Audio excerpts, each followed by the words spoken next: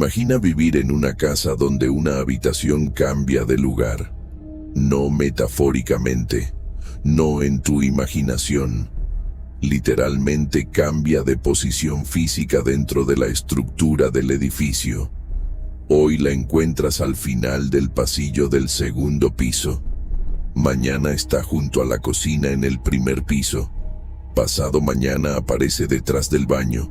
La misma habitación, la misma puerta, el mismo interior, pero en lugares diferentes, y nadie, absolutamente nadie, puede explicar cómo.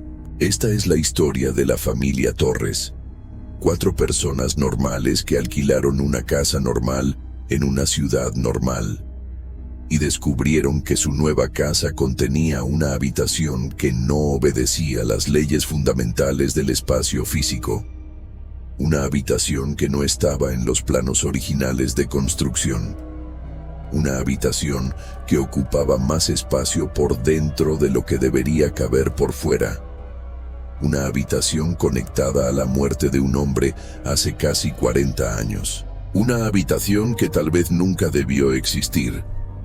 Durante 3 semanas intentaron entender, marcaron puertas, tomaron videos, midieron paredes, consultaron arquitectos, y cada intento de explicación racional solo profundizó el misterio, porque algunas casas guardan secretos que desafían la geometría. Secretos que hacen que cuestiones si el espacio mismo es tan constante como creemos. Si alguna vez has vivido en una casa donde sentiste que algo no encajaba geométricamente, si has abierto una puerta que estás seguro no estaba ahí el día anterior, si has experimentado espacios imposibles, déjalo en los comentarios ahora mismo, porque después de escuchar esta historia, vas a reconsiderar cada esquina de tu propia casa. Bienvenidos a Voces del Misterio Sombrío, donde las sombras hablan y tú escuchas. La familia Torres estaba compuesta por 4 personas. Luis Torres, el padre de 42 años, era contador en una firma mediana. Un hombre meticuloso que vivía organizando números y equilibrando presupuestos. Carmen Torres, la madre, de 39 años, trabajaba como enfermera en el turno de tarde en un hospital público. Tenían 2 hijos. Diego, de 14 años, estudiante de secundaria obsesionado con hacer videos para su canal de YouTube, que tenía exactamente 237 suscriptores. Y Sofía, de 11 años, la menor de la familia, amante de los libros y los gatos. Vivían en un apartamento pequeño de 2 habitaciones en el centro de Guadalajara, México.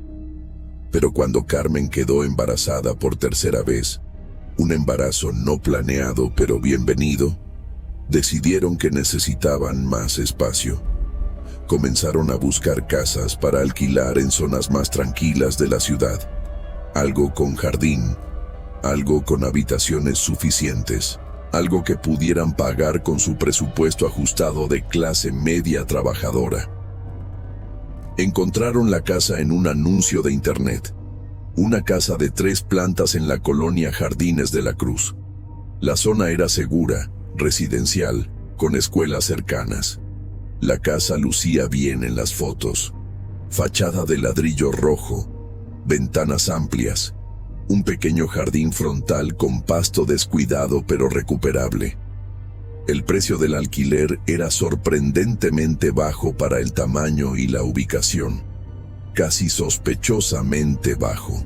Pero el dueño, un hombre mayor de 60 años llamado Héctor Salinas, explicó que había heredado la propiedad de su padre fallecido y no tenía interés en mantenerla. Solo quería alquilarla a una familia responsable que cuidara el lugar. Visitaron la casa un sábado por la mañana de principios de octubre de 2024. Luis, Carmen y los 2 niños recorrieron cada planta. La casa era grande, más grande de lo que esperaban para ese precio. Tenía 12 habitaciones, según les explicó el señor Salinas.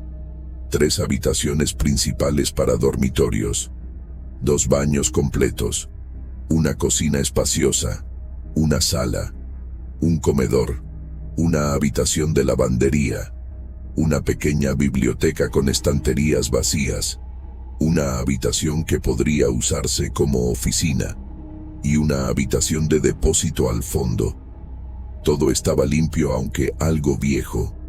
Pisos de mosaico desgastados, paredes que necesitaban pintura fresca, pero estructuralmente sólida, habitable. Firmaron el contrato ese mismo día, 2 meses de depósito. Primer mes pagado por adelantado. Se mudaron una semana después con ayuda de amigos y una camioneta alquilada. Los primeros 7 días fueron normales, completamente normales. Desempacaron cajas, organizaron muebles. Carmen decoró con cortinas nuevas y plantas en macetas. Diego eligió la habitación del 3er piso porque tenía mejor luz para grabar sus videos. Sofía tomó la habitación junto a la de sus padres porque le daba miedo dormir sola en una casa tan grande. Luis instaló su pequeña oficina en una habitación del 2º piso donde podía trabajar desde casa 2 días a la semana. Todo estaba bien, todo parecía normal, hasta el día 8. El día 8 después de la mudanza era un martes. Luis estaba en casa trabajando desde su oficina cuando recordó que necesitaba guardar algunas cajas de archivos viejos que ocupaban espacio en su habitación. El señor Salinas había mencionado durante el recorrido inicial que había una habitación de depósito al fondo del 1er piso donde podían almacenar cosas que no usaban frecuentemente. Luis recordaba claramente esa habitación. Estaba al final de un pasillo estrecho. Tenía una puerta de madera pintada de blanco con una manija de bronce vieja. Papel tapiz amarillento en las paredes. Una ventana pequeña con vista al jardín trasero. Estaba vacía excepto por polvo acumulado. Luis bajó del 2º piso cargando 2 cajas pesadas. Caminó por el pasillo del 1er piso buscando la habitación de depósito. Pasó la cocina, pasó el baño, llegó al final del pasillo. Pero la puerta no estaba ahí. En su lugar había una pared lisa con pintura descascarada. Luis se detuvo confundido. Dejó las cajas en el suelo. Caminó de regreso verificando cada puerta del pasillo. Sala, comedor, baño, cocina, lavandería. Pero ninguna de esas era la habitación de depósito. Definitivamente no era la misma habitación que recordaba. Pensó que tal vez se había equivocado de piso. Tal vez la habitación de depósito estaba en el 2º piso. Aunque eso no tenía sentido, porque recordaba claramente que el señor Salinas les había dicho que estaba en el 1er piso al fondo. Pero la memoria puede fallar, especialmente después de una semana ocupada desempacando. Luis subió al 2º piso. Recorrió el pasillo, y allí, al final del pasillo, junto a una ventana que daba a la calle, encontró una puerta blanca con manija de bronce. Exactamente como recordaba. La abrió. Era la habitación de depósito. Sin duda, el mismo papel tapiz amarillento, la misma ventana pequeña, las mismas dimensiones. Aproximadamente 3 metros por 4 metros. Techo alto con una lámpara colgante sin bombilla. Olor a cerrado. Polvo visible flotando en los rayos de sol que entraban por la ventana. Luis se encogió de hombros. Claramente había recordado mal. La habitación siempre había estado en el 2º piso. Bajó a buscar las cajas. Las subió con dificultad. Las dejó en la habitación. Cerró la puerta y no pensó más en ello. 2 días después, el jueves, Carmen tenía el día libre en el hospital. decidió organizar el garaje donde habían acumulado demasiadas cajas sin desempacar. Mientras clasificaba cajas de decoraciones navideñas que no necesitarían hasta diciembre, recordó que el señor Salinas había mencionado una habitación de depósito donde podían guardar cosas temporalmente. Subió al segundo piso donde Luis estaba trabajando en su oficina. «Amor, ¿dónde está la habitación de depósito que mencionó el dueño?». Luis respondió sin levantar la vista de su computadora. «Al final del pasillo del segundo piso. Puerta blanca». Carmen bajó al primer piso porque necesitaba pasar por la cocina primero para preparar café. Mientras esperaba que el café se hiciera, decidió buscar la habitación de depósito para ver cuánto espacio había disponible. Caminó por el pasillo del primer piso. Y al lado de la cocina, en una ubicación donde estaba segura que antes había una pared, vio una puerta blanca con manija de bronce. Extraño, pensó. No recordaba haber visto esa puerta ahí antes, pero la casa era grande y aún estaban familiarizándose con cada rincón. Abrió la puerta. Era una habitación pequeña, aproximadamente 3 metros por 4 metros, papel tapiz amarillento, una ventana pequeña, techo alto con lámpara sin bombilla, y en una esquina, las 2 cajas que Luis había mencionado guardar días atrás. Carmen reconoció las cajas. Eran las de archivos de Luis con etiquetas escritas con su letra. Pero algo estaba mal. Luis había dicho que la habitación estaba en el segundo piso al final del pasillo. Esta habitación estaba en el primer piso al lado de la cocina. Carmen subió las escaleras rápidamente. «Luis, ven aquí por favor. Necesito mostrarte algo». Luis bajó con expresión de leve molestia por ser interrumpido. Carmen lo llevó al primer piso. Le mostró la puerta al lado de la cocina.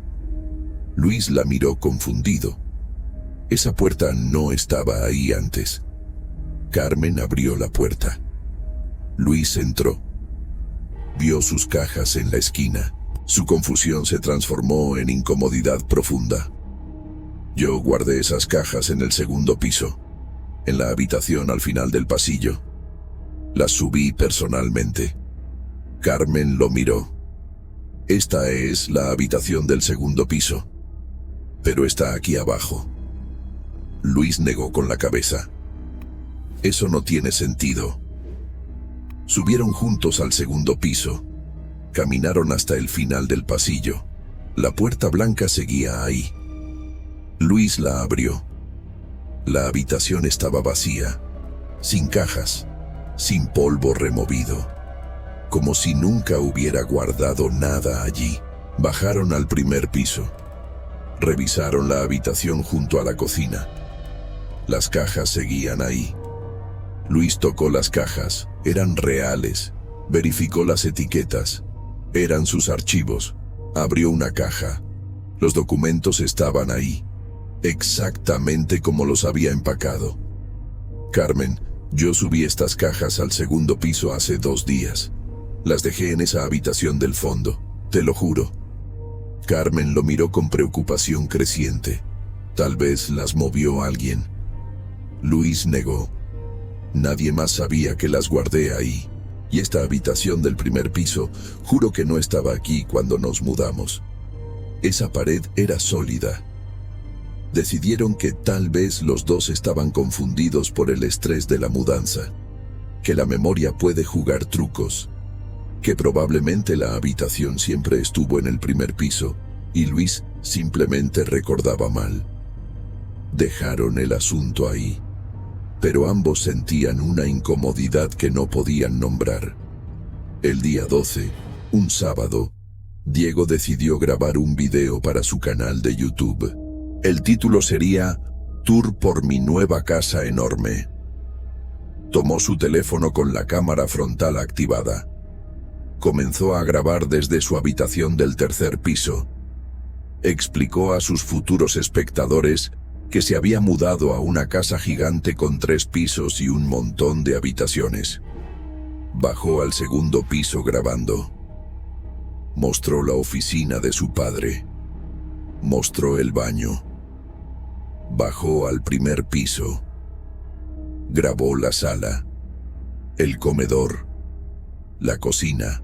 Y entonces, mientras caminaba por el pasillo después de mostrar la cocina, vio una puerta que no recordaba haber notado antes.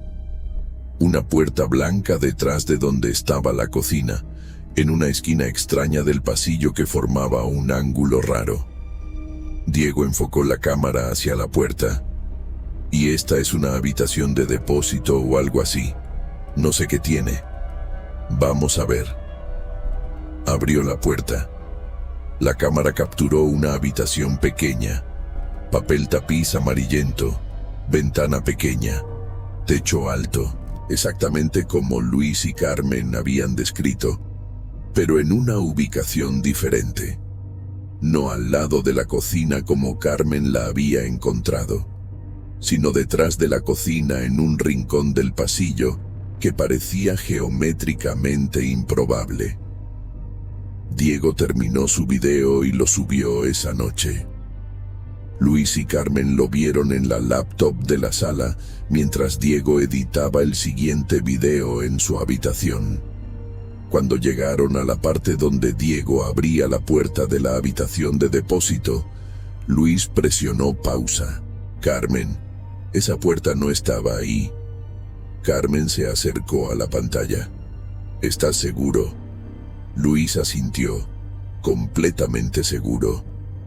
Esa esquina del pasillo es donde está el armario de limpieza. No hay puerta ahí. Pero en el video de Diego, grabado apenas horas atrás, la puerta estaba claramente visible. Luis se levantó. Caminó hacia el pasillo del primer piso. Carmen lo siguió. Llegaron a la ubicación donde Diego había grabado la puerta. Había un armario de limpieza empotrado. No había puerta blanca, no había habitación. Solo un armario estrecho con trapeadores y productos de limpieza. Luis abrió el armario para verificar. Era sólido. No había espacio detrás. No había puerta oculta. Regresaron a la sala. Revisaron el video nuevamente. La puerta estaba ahí, clara como el día. Diego la había abierto. Había entrado. La cámara había grabado el interior. Luis llamó a Diego. Baja un momento. Diego bajó con audífonos colgando del cuello. ¿Qué pasa? Luis le mostró el video. En tu video, esta puerta que abriste, ¿dónde está exactamente? Diego miró la pantalla. Ahí donde grabé. Detrás de la cocina. Luis lo llevó al pasillo. Muéstrame. Diego caminó hasta el armario de limpieza. Aquí. Pero señaló el armario, no una puerta blanca. Luis abrió el armario. Diego miró dentro confundido. Espera. Esto era una habitación. Yo entré. Está en el video. Luis y Carmen intercambiaron miradas. Una incomodidad fría se instaló en la sala. Algo estaba profundamente mal en esa casa. Esa noche la familia Torres tuvo una reunión de emergencia en la sala. Los 4 sentados en el sofá y las sillas mirándose con mezcla de confusión y miedo creciente. Luis tomó el mando. Está bien. Vamos a resolver esto racionalmente. Todos hemos visto o entrado en una habitación de depósito con papel tapiz amarillento, pero la hemos encontrado en lugares diferentes. Necesitamos verificar si es la misma habitación o si hay varias habitaciones similares. Carmen propuso un plan. Mañana por la mañana buscamos esa habitación. Cuando la encontremos, marcamos la puerta con algo visible. Cinta adhesiva de color. Así podremos rastrear si se mueve o si estamos confundiéndonos. Todos estuvieron de acuerdo. Sofía, que había estado callada durante toda la conversación, preguntó con voz pequeña: ¿y si la puerta realmente se mueve? Luis intentó sonreír de manera tranquilizadora. Las puertas no se mueven, cariño. Probablemente solo estamos desorientados en una casa nueva. A la mañana siguiente, domingo día 13, comenzaron la búsqueda sistemática. Empezaron por el tercer piso. Abrieron cada puerta. Habitación de Diego, habitación vacía que planeaban usar para el bebé, baño, armario. Ninguna de esas era la habitación de depósito. Bajaron al segundo piso. Oficina de Luis, habitación de los padres, habitación de Sofía, baño. Y al final del pasillo, junto a una ventana, encontraron una puerta blanca con manija de bronce. Luis la abrió. Era la habitación. Papel tapiz amarillento. Ventana pequeña. Techo alto. Las dos cajas de archivos de Luis estaban en la esquina donde las había dejado días atrás. Carmen sacó un rollo de cinta adhesiva roja brillante de su bolso. Cortó varios pedazos largos. Los pegó en la puerta formando una X grande visible desde lejos. Ahí está. Si esta puerta se mueve, lo sabremos. Tomaron una foto con el teléfono de Luis. Fecha y hora visible en la esquina. 9:42 de la mañana. Ubicación: segundo piso, final del pasillo. Pasaron el día haciendo actividades normales. Luis trabajó en su oficina. Carmen preparó comida. Diego editó videos. Sofía leyó en su habitación. A las 3 de la tarde, Sofía bajó al primer piso para buscar un vaso de agua. Pasó por el pasillo y se detuvo en seco. Mamá, mamá, ven rápido. Carmen salió de la cocina. Sofía señalaba una puerta con cinta adhesiva roja formando una X. La puerta estaba junto al baño del primer piso, en una ubicación donde esa mañana había una pared lisa con un cuadro colgado de un paisaje campestre. Carmen sintió que su piel se erizaba. Llamó a Luis con voz temblorosa. Luis bajó corriendo. Los tres miraron la puerta marcada. Luis sacó su teléfono. Revisó la foto tomada esa mañana. La puerta con la X roja estaba en el segundo piso al final del pasillo. Ahora, apenas 5 horas después, estaba en el primer piso junto al baño. Luis subió las escaleras de 2 en 2. Corrió al segundo piso. Llegó al final del pasillo. La puerta blanca seguía ahí, pero cuando la revisó de cerca no tenía cinta adhesiva. Era una puerta blanca lisa con manija de bronce. La abrió. La habitación estaba vacía, sin cajas, sin polvo removido reciente, sin evidencia de que alguien hubiera estado ahí. Bajó al primer piso. La puerta junto al baño seguía teniendo la X roja. La abrió con manos temblorosas. La habitación era idéntica. Papel tapiz amarillento. Ventana pequeña. Y en la esquina, las 2 cajas de archivos. Luis entró. Tocó las paredes. Eran sólidas. Tocó el papel tapiz. Estaba pegado firmemente. No había trampas visibles. No había mecanismos ocultos.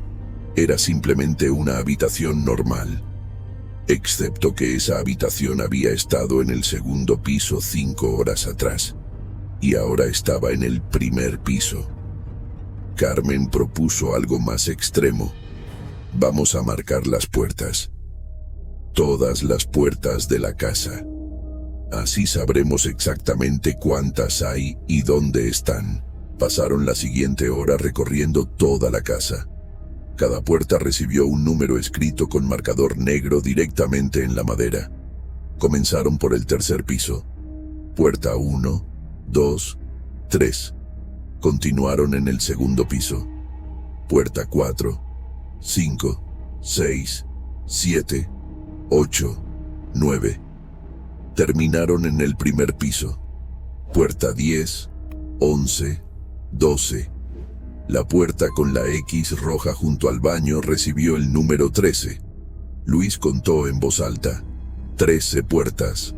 Pero el señor Salinas dijo que la casa tenía 12 habitaciones.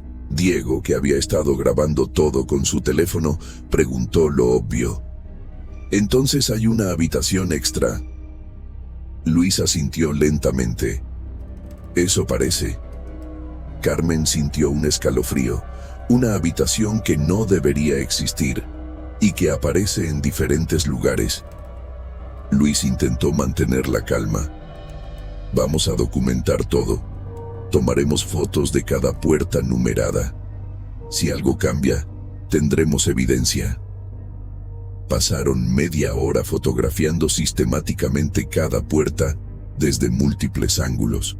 Guardaron todas las fotos en una carpeta compartida en la nube con fecha y hora. Esa noche, nadie durmió bien. Cada ruido en la casa los hacía saltar. Cada crujido del piso de madera los ponía en alerta. A las 3 de la madrugada, Luis se levantó. No podía dormir. Bajó al primer piso para tomar agua. Mientras caminaba por el pasillo en la oscuridad iluminada solo por la luz de la luna, entrando por las ventanas, notó algo. La puerta número 13 con la X roja ya no estaba junto al baño. En su lugar había una pared lisa con el cuadro del paisaje campestre colgado exactamente donde debería estar. Luis encendió todas las luces del pasillo. Revisó cada puerta. 10, 11, 12. No había puerta 13. No había X roja. No había habitación de depósito. Subió al segundo piso sin hacer ruido para no despertar a Carmen. Recorrió el pasillo. Y allí, al final junto a la ventana, estaba la puerta 13 con la X roja brillante. Luis la abrió lentamente. La habitación estaba ahí, idéntica, las cajas en la esquina. Pero ahora había algo más. En el centro del piso había un objeto que no estaba ahí antes. Una maleta antigua de cuero marrón con esquinas de metal oxidadas. Luis entró. Se arrodilló junto a la maleta. No había polvo encima como si acabara de ser colocada ahí.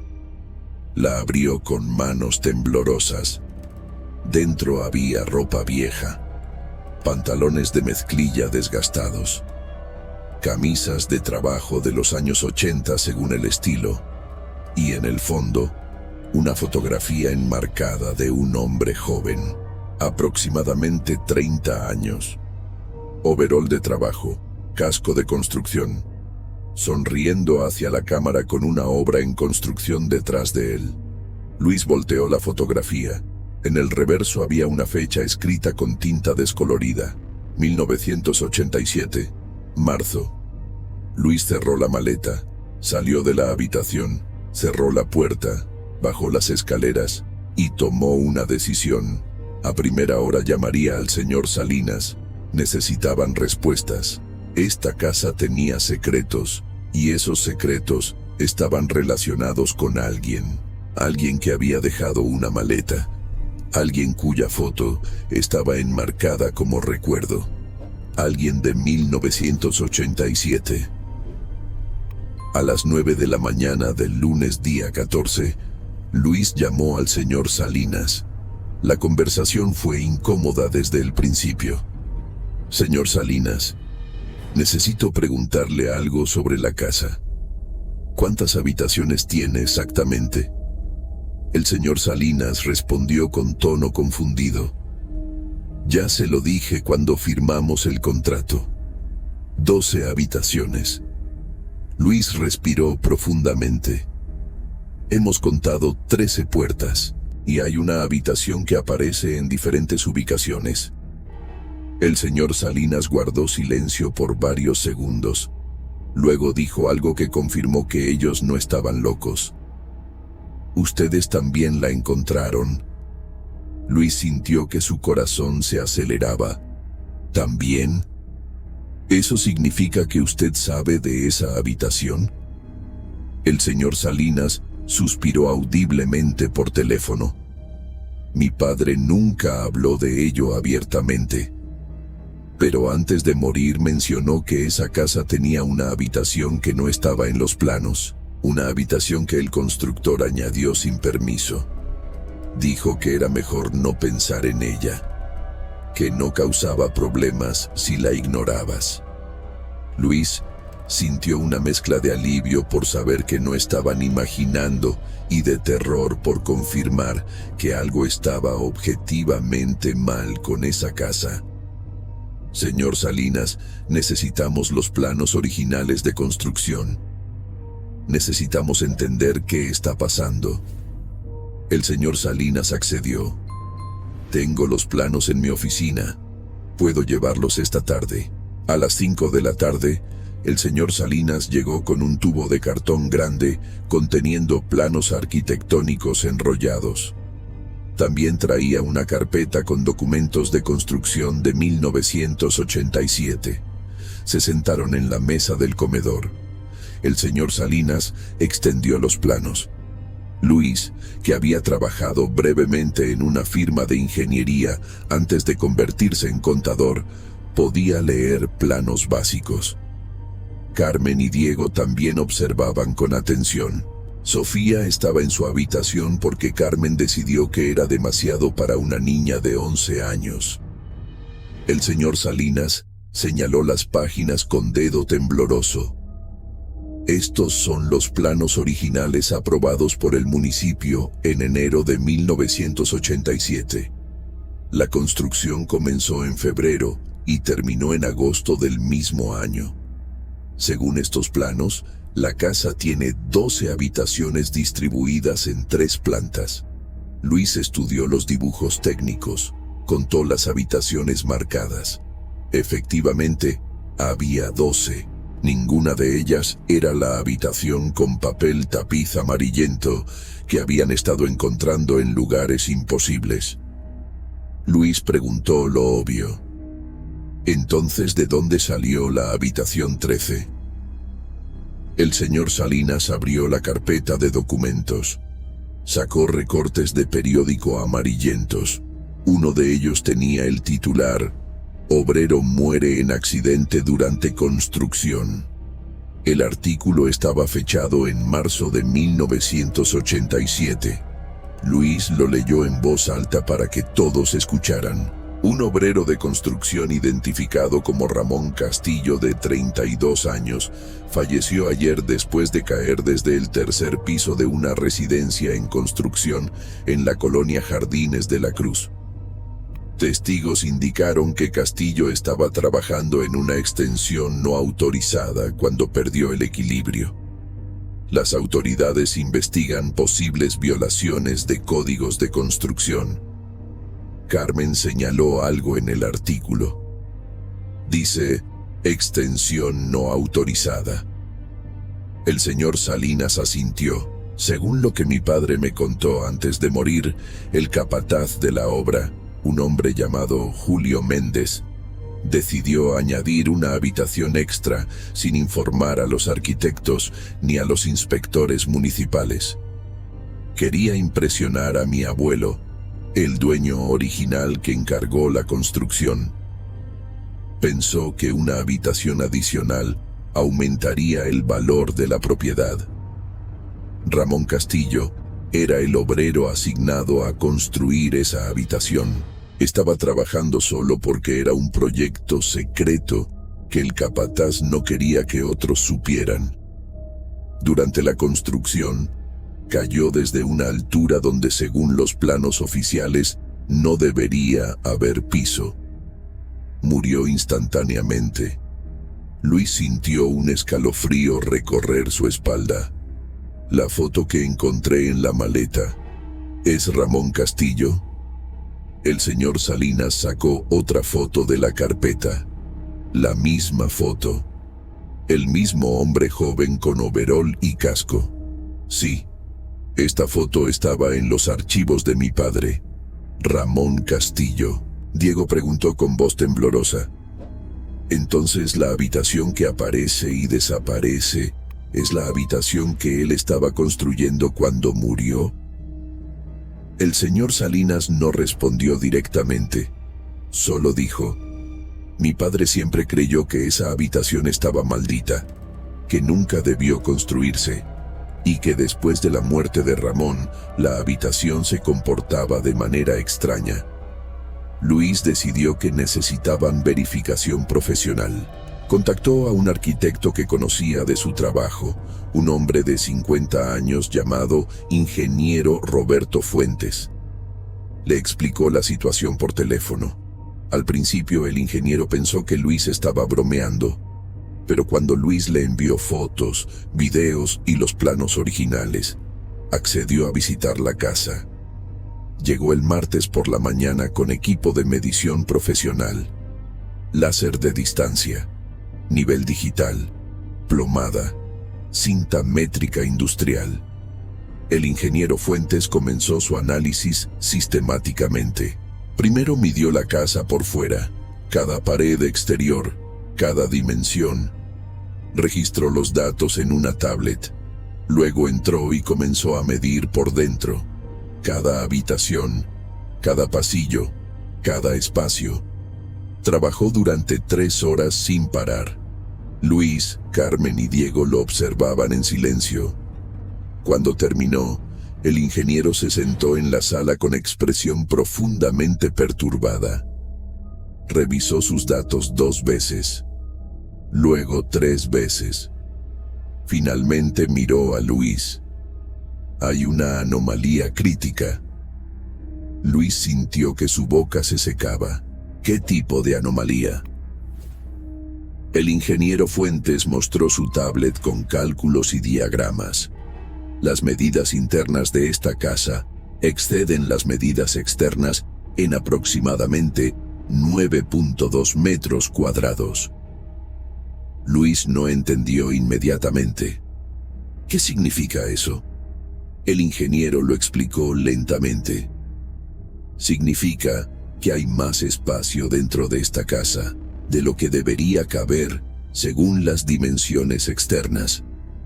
Es físicamente imposible bajo las leyes de geometría euclidiana. Es como si esta casa fuera más grande por dentro que por fuera. Carmen sintió náuseas. ¿Cómo puede ser eso posible? El ingeniero negó con la cabeza. No puede. No bajo ningún principio arquitectónico o físico que yo conozca. Sin embargo, los números no mienten. He verificado 3 veces. Esta casa viola las leyes del espacio. El ingeniero Fuentes continuó. Esos 9 metros cuadrados adicionales corresponden aproximadamente al tamaño de una habitación pequeña, aproximadamente 3 por 3 metros. Luis y Carmen intercambiaron miradas. La habitación 13. El ingeniero asintió lentamente. Si existe una habitación que aparece y desaparece como ustedes describen, y si mis mediciones son correctas, esa habitación ocupa espacio que no debería existir geométricamente. Es como si estuviera parcialmente fuera de nuestro espacio tridimensional normal, fluctuando, manifestándose en diferentes ubicaciones porque no está completamente anclada a la estructura física del edificio. Diego preguntó lo que todos pensaban. ¿Es por eso que se mueve? ¿Porque no es completamente real? El ingeniero Fuentes eligió sus palabras cuidadosamente. No diría que no es real. Claramente existe. Ustedes la han visto. Yo mismo acabo de confirmar que ocupa espacio medible. Pero ese espacio no se comporta según las reglas normales. Es como si esa habitación existiera en una dimensión ligeramente diferente. Y ocasionalmente se conecta con nuestra dimensión en diferentes puntos de la casa. El señor Salinas, que había permanecido callado, Finalmente habló. Mi padre investigó la construcción después del accidente. Descubrió que el capataz Julio Méndez había usado planos alternativos que nunca fueron registrados oficialmente. Construyó esa habitación usando medidas y ángulos que no coincidían con el resto de la casa, como si hubiera tratado de maximizar espacio usando geometría no convencional. Los inspectores municipales nunca descubrieron la habitación porque Méndez la ocultó detrás de paredes falsas hasta que la inspección final pasó. Cuando Ramón Castillo murió, las autoridades investigaron, pero para entonces la habitación ya estaba sellada. Mi abuelo decidió simplemente ignorarla. Selló la puerta, y esa fue una de las razones por las que nunca quiso vivir en esta casa. La alquiló durante décadas a diferentes familias.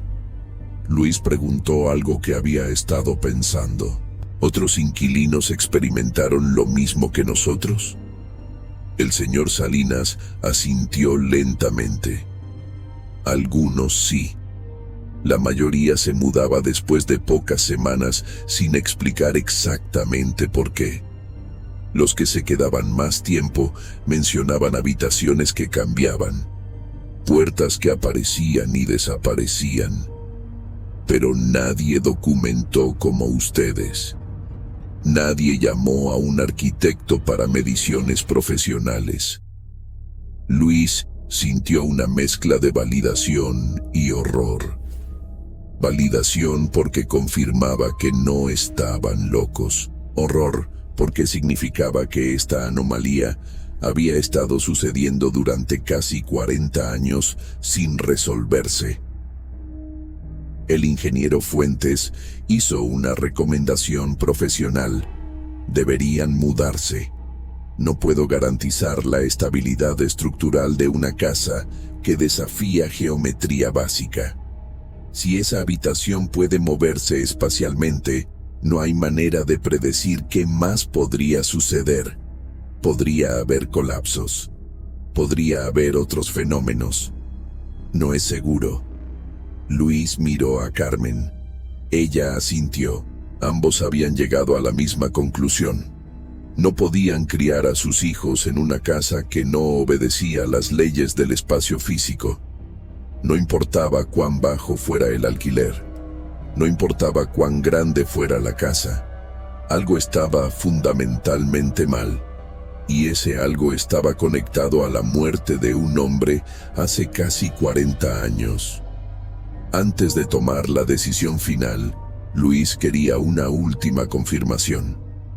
Pidió al ingeniero Fuentes que lo acompañara a la habitación 13 una vez más.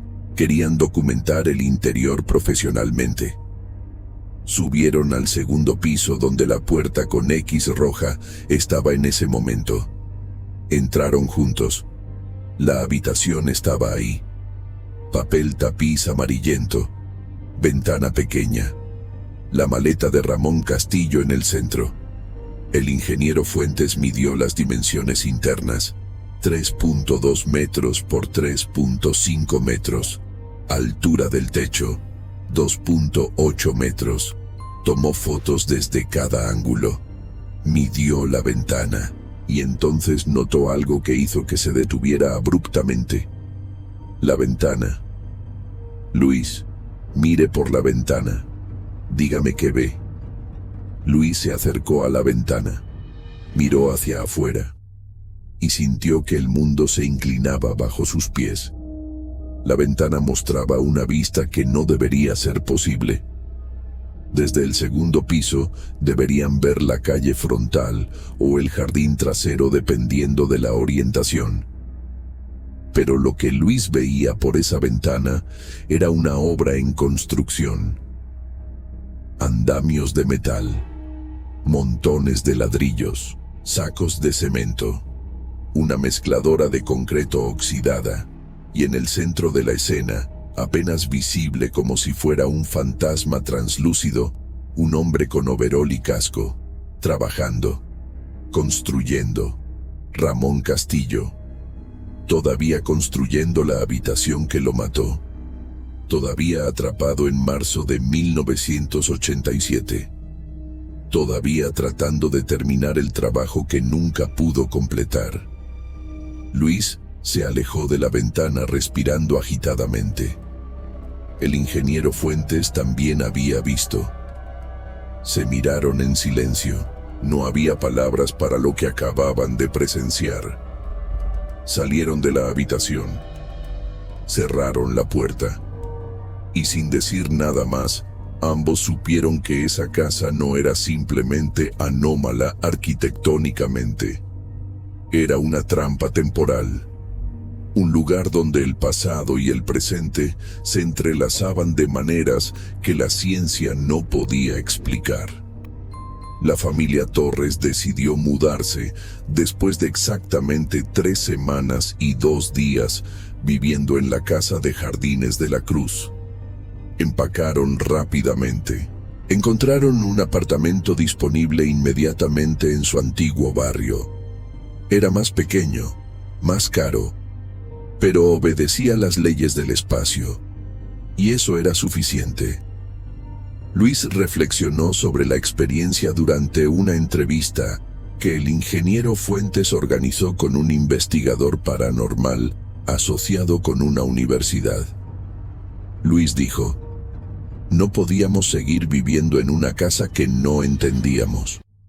Una casa donde las puertas cambiaban de lugar, donde las habitaciones aparecían y desaparecían, donde podíamos ver el pasado a través de una ventana.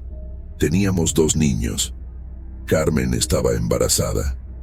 No podíamos arriesgarnos. Carmen añadió: lo más aterrador no era la habitación en sí, era no saber qué más podría suceder. Si una habitación puede moverse, ¿qué más puede cambiar? Las escaleras podrían desaparecer, las salidas podrían sellarse, no había garantía de seguridad. El mensaje universal que la familia Torres comparte ahora es profundo. Asumimos que el espacio es constante, que las habitaciones permanecen donde las dejamos, que las casas son estructuras estáticas que obedecen geometría euclidiana básica. Pero, ¿y si no lo son? ¿Y si hay lugares donde el espacio es fluido? Donde las dimensiones se doblan, donde el pasado permanece físicamente presente. Diego, quien documentó gran parte de la experiencia en videos que nunca publicó en su canal porque le parecían demasiado personales, dijo algo notable para un adolescente de 14 años. Esa casa me enseñó que la realidad es más extraña de lo que pensamos. Creemos que el mundo funciona de manera predecible, pero hay grietas, lugares donde las reglas se rompen, y si no estás preparado para eso, puede destruirte mentalmente. El ingeniero Fuentes escribió un artículo técnico sobre el caso para una revista de arquitectura especializada en fenómenos anómalos. Tituló el artículo «Geometría no euclidiana en construcción residencial, el caso Jardines de la Cruz». En sus conclusiones escribió: «Hay edificios que desafían nuestro entendimiento de espacio y estructura, no porque sean mal construidos, sino porque fueron construidos usando principios que no reconocemos, o porque algo en su historia, algún evento traumático, los ancló a múltiples realidades simultáneamente». Esta casa en Guadalajara es evidencia de que nuestros modelos arquitectónicos son incompletos, que necesitamos expandir nuestro entendimiento de cómo el espacio puede comportarse bajo condiciones extraordinarias.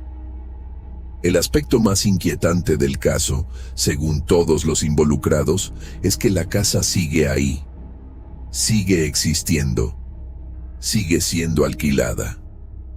El señor Salinas, después de la experiencia de la familia Torres, decidió revelar la verdad a futuros inquilinos. pero sorprendentemente algunos aceptaron de todas formas.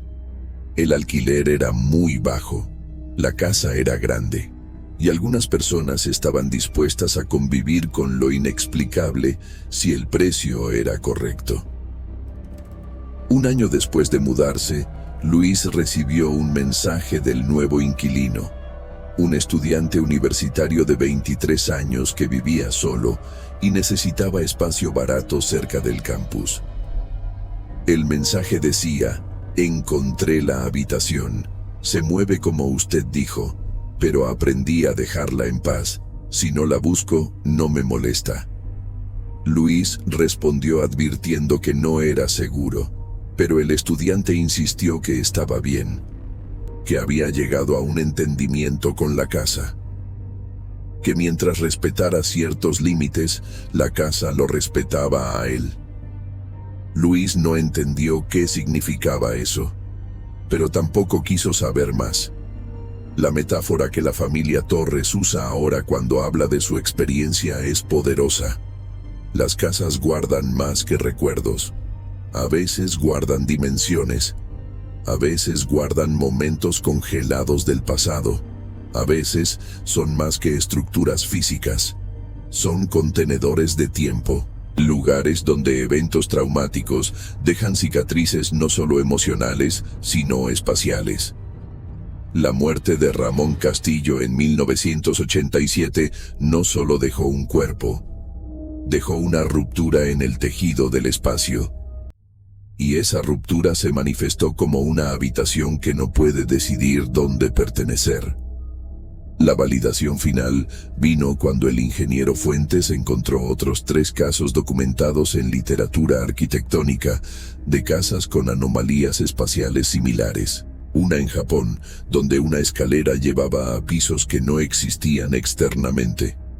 Una en Alemania, donde un sótano era más grande que toda la casa. Y una en Estados Unidos, donde habitaciones aparecían solo durante ciertas horas del día. En todos los casos, había una conexión con muertes violentas o traumáticas durante la construcción. Si alguna vez has sentido que tu casa es más grande por dentro de lo que debería ser, si has abierto una puerta que no estaba ahí el día anterior, si has encontrado habitaciones que no recuerdas haber visto antes, no estás loco. El espacio no es tan constante como nos enseñaron. Y algunos lugares, algunos edificios, existen en múltiples estados simultáneamente. La familia Torres lo vivió, lo documentó y sobrevivió para contarlo. Ahora quiero preguntarte algo específico. ¿Has vivido en una casa con habitaciones extrañas? Espacios que no deberían existir según las dimensiones externas del edificio. Puertas que aparecen en lugares donde antes había paredes. Armarios que parecen más profundos de lo geométricamente posible. Déjalo en los comentarios ahora mismo, porque estas experiencias son más comunes de lo que crees. Hay miles de personas que han vivido en espacios arquitectónicamente imposibles, y la mayoría nunca lo reporta por miedo a ser llamados locos. Pero esta comunidad entiende. Aquí no juzgamos. Aquí reconocemos que el espacio puede comportarse de maneras extrañas bajo circunstancias específicas, que algunos edificios están construidos sobre geometrías que no comprendemos, que algunos lugares existen parcialmente fuera de nuestra realidad tridimensional normal. Si tienes fotos o videos de lugares arquitectónicamente imposibles, compártelos. No estoy pidiendo contenido para entretenimiento. Estoy pidiendo documentación, porque cada caso documentado nos acerca a entender por qué ciertos edificios desafían las leyes del espacio. Tal vez hay patrones. Tal vez hay condiciones específicas que causan estas anomalías. Tal vez podemos eventualmente predecir qué construcciones tienen riesgo de desarrollar estas características. El caso de la familia Torres es especial porque fue documentado exhaustivamente, con videos, con fotos fechadas, con mediciones profesionales de un ingeniero certificado, con planos originales de construcción, con historia verificable de una muerte durante la construcción. Es uno de los casos más completos de anomalía espacial residencial jamás documentados. Pero no es único. Hay otros, y necesitamos encontrarlos. Si conoces a un arquitecto, a un ingeniero estructural, a alguien en el campo de construcción que haya encontrado edificios con medidas imposibles, pídeles que compartan sus experiencias. Profesionales en estos campos frecuentemente encuentran anomalías que no pueden explicar, pero las descartan como errores de medición o ilusiones. Sin embargo, cuando múltiples profesionales verifican las mismas imposibilidades, tenemos que aceptar que algo más está sucediendo. Esta comunidad crece porque compartimos lo imposible, porque validamos experiencias que la ciencia convencional descarta, porque entendemos que vivimos en un universo más extraño de lo que nos enseñaron en la escuela, y porque juntos, compartiendo casos, documentando fenómenos, podemos construir un archivo de conocimiento sobre aspectos de la realidad que están ocultos a plena vista. El próximo miércoles te traigo otra historia que desafía explicación. Un hombre escuchó su propio funeral. Escuchó las palabras exactas que sus seres queridos dirían sobre él, y está vivo para contarlo, porque durante 4 minutos estuvo técnicamente muerto, y en esos 4 minutos cruzó un umbral. Miércoles, misma hora. No te lo pierdas. Una habitación que cambia de lugar. 3 ubicaciones diferentes en una semana. 4 miembros de una familia que la encontraron en lugares imposibles. Un arquitecto que midió y confirmó que la casa viola las leyes de geometría euclidiana. Planos de construcción que muestran 12 habitaciones, pero la casa física tiene 13. Y una historia de muerte en 1987 que dejó cicatrices no solo en las personas, sino en el espacio mismo. La familia Torres vivió 3 semanas en una casa donde la realidad no funcionaba correctamente, donde las puertas cambiaban, donde el espacio interno excedía el espacio externo, donde una ventana mostraba el pasado como si fuera presente, y donde un hombre muerto hace casi 40 años seguía construyendo la habitación que causó su muerte. No hay explicación científica completa. El ingeniero Fuentes propuso teorías sobre geometría no euclidiana aplicada accidentalmente durante la construcción, sobre cómo ciertos ángulos y proporciones podrían crear espacios que se comportan de manera anómala. Pero incluso él admitió que sus teorías eran especulativas, que los números funcionaban en papel, pero no explicaban completamente por qué una habitación podía moverse físicamente.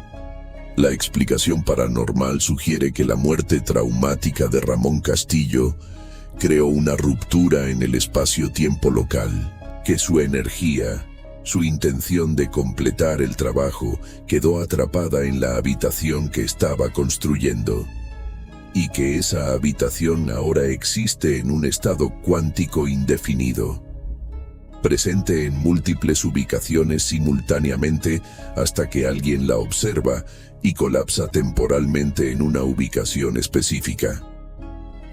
Ambas explicaciones suenan a ciencia ficción, pero ambas son intentos de dar sentido a algo que desafía sentido. A veces las respuestas importan menos que el reconocimiento del misterio. A veces es suficiente saber que hay cosas en el mundo que no entendemos, y que eso está bien. Lo que importa es que la familia Torres sobrevivió, que documentaron su experiencia, que ahora otros que experimenten fenómenos similares sabrán que no están solos, que no están locos, que hay casas donde el espacio se comporta de maneras extrañas y que la mejor respuesta a veces es simplemente mudarse.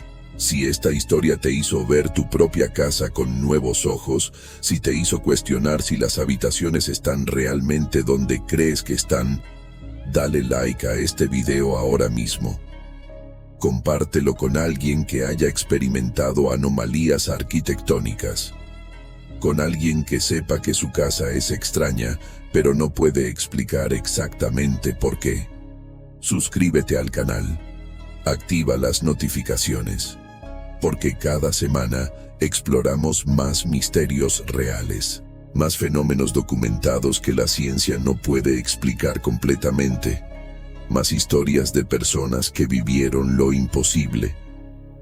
Voces del misterio sombrío, donde las sombras hablan, el espacio se dobla y la realidad tiene grietas. Hasta el próximo misterio.